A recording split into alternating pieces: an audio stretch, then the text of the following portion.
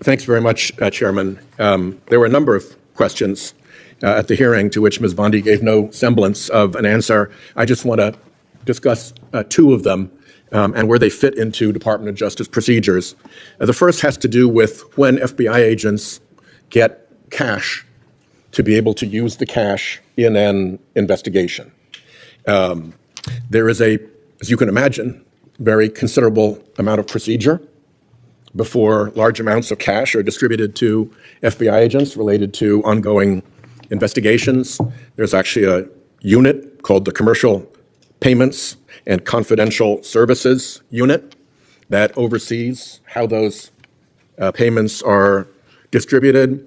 When an investigation in the field sees a need for those funds, they contact the unit transfers the funds to the field office, and the FBI agents go on about their business. As you can imagine, that is all subject to regular report and regular audit. And I would also add, it's a purely administrative matter. It's follow the money. And particularly in a case like this one, Mr. Homan, the case is closed. So there's no danger to an ongoing investigation. Not only does all of that procedure lend itself to congressional oversight, but the FBI procedures explicitly state that these expenditures, and I'm quoting here, must be accurately recorded in case of a congressional audit. So if the FBI recognizes that they need to track these funds in case of congressional audit, then nobody can argue that it's impossible or improper for Congress to audit or question those funds. And of course, if $50,000 goes out of a U.S. account and then doesn't come back, that's a worthy question as to why that money that was put out of a U.S. account never came back. So that's the FBI procedures background or backdrop, if you will, to the question that I asked that the Attorney General, in my view, improperly refused to answer. The other has to do with the Office of Professional Responsibility. And here's how what's called OPR within the Department of Justice works. Anybody who's got a complaint about the way in which a Department of Justice attorney has conducted themselves sends their complaint to OPR.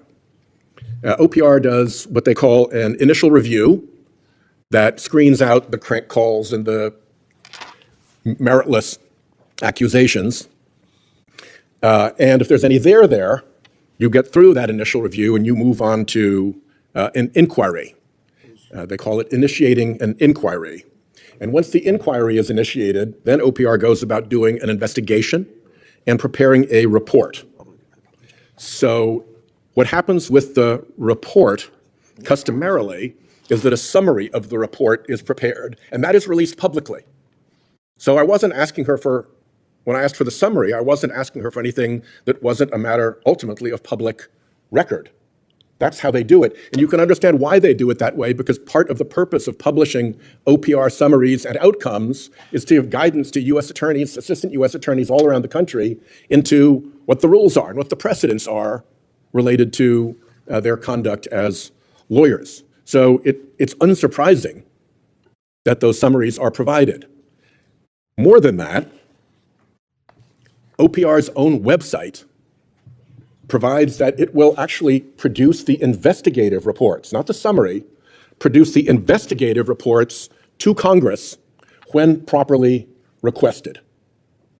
So I think it's appropriate for anyone on this committee to ask OPR, when we know of a complaint against a Department of Justice official, did it stop at initial review?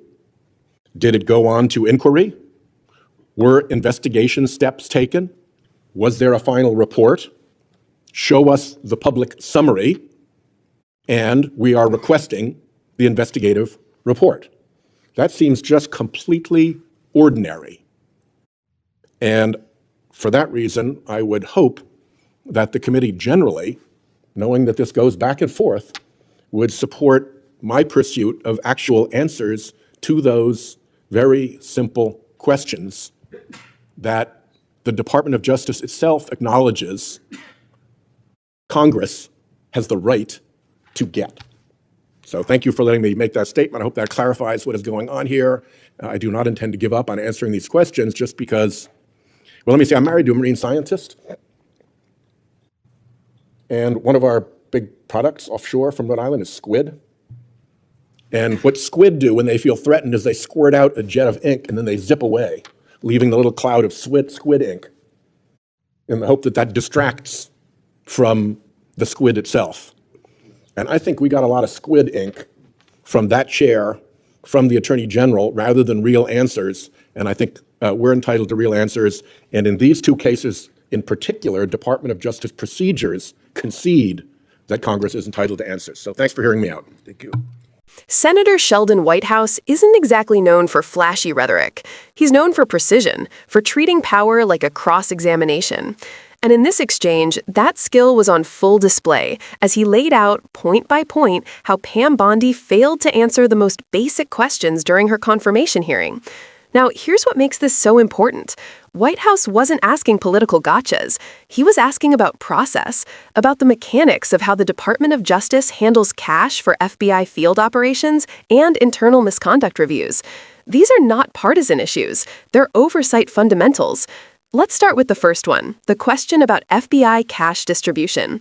When agents need cash for an investigation, it doesn't come from some mystery fund or black bag. There's a clear, trackable process that involves a unit called the Commercial Payments and Confidential Services Unit. They authorize, transfer, and audit those funds. Every transaction is recorded, and the rules even specify that those records must be available for congressional audit. So when Whitehouse asked Bondi a simple oversight question, where did that money go and why wasn't it accounted for, he was citing the FBI's own policy. And Bondi refused to answer. Think about that. A nominee for Attorney General refusing to even acknowledge the procedures that the Justice Department itself enforces. Then came the second question, about OPR, the Office of Professional Responsibility. That's the watchdog inside DOJ that investigates misconduct by federal prosecutors and agents. Whitehouse wasn't fishing for secrets. He asked for something that, by DOJ's own standard practice, is supposed to be public, the summary of the investigation and the report that Congress is entitled to review. Again, that's not a radical request. That's how accountability is supposed to work. The summaries exist to set precedents, to guide attorneys, to remind every U.S. attorney that their actions have ethical boundaries. And yet, Bondi wouldn't even confirm whether OPR had taken the complaint seriously enough to investigate. That's where Whitehouse used a metaphor that perfectly captured her evasiveness. He compared Bondi's testimony to a squid releasing ink, a distraction cloud to cover its escape. Because that's exactly what we saw in that hearing, a nominee squirming away from transparency, hoping to drown simple questions in procedural fog. But Whitehouse's message went beyond Bondi. It was about the health of democratic oversight itself. Congress cannot hold the Justice Department accountable if basic questions about money, about ethics, about process are treated as political traps. Transparency isn't optional. It's what separates a republic from a regime.